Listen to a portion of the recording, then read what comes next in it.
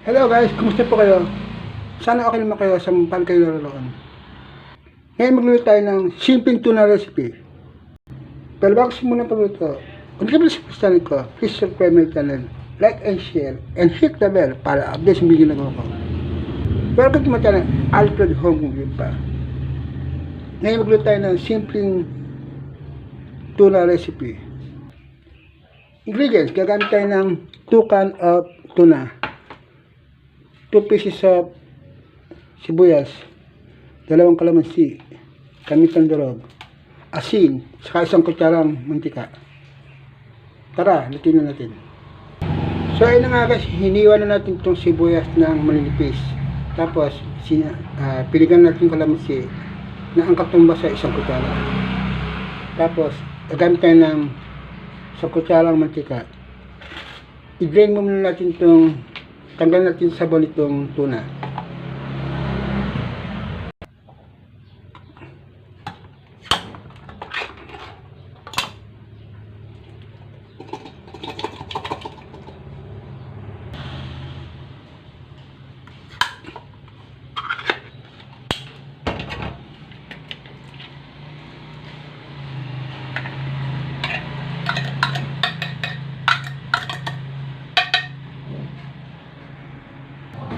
So ayun nga guys, na-drain na natin itong tuna, tinanggal natin sa bawo, ito yung sabaw niya.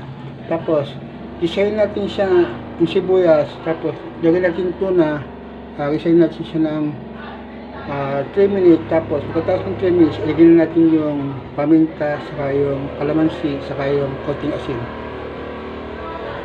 So ayun nga guys, lagyan na tayo ng kawali, lagyan natin yung 1 kutsarang mantika.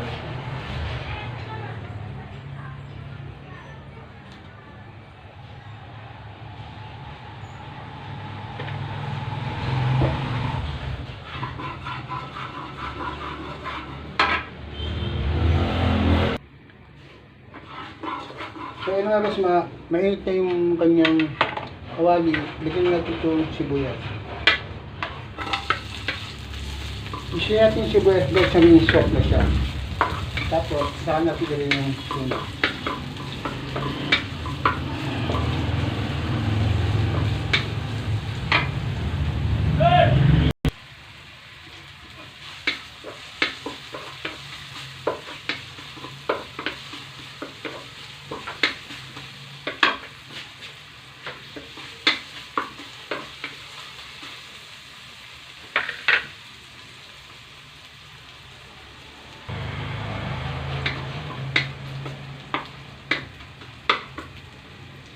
So ayun nga guys, soft na yung kanyang medyo brown na yung sibuyas. Ilagyan natin itong tuna. Tapos, halu-haluin natin siya ng 3 minutes.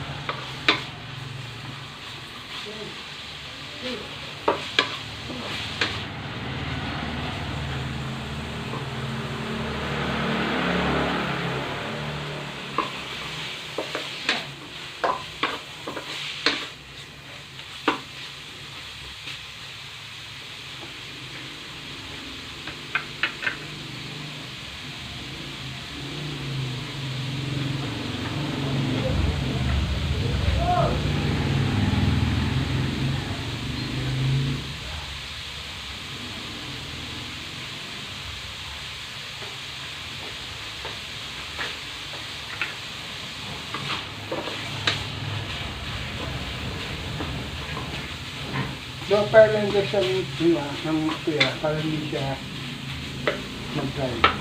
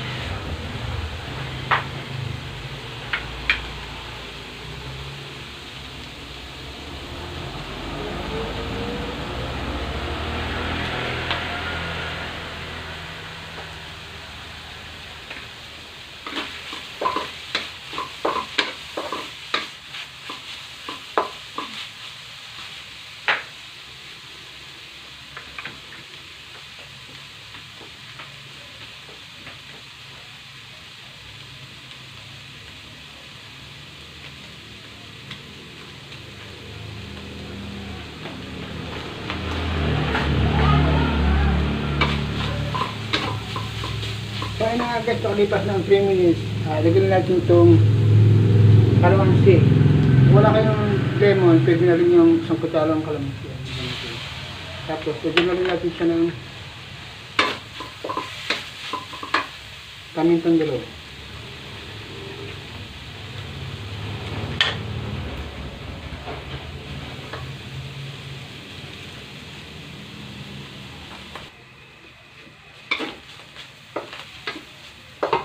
So, yun na nga guys, tapos natin itong simpleng ginisang tuna.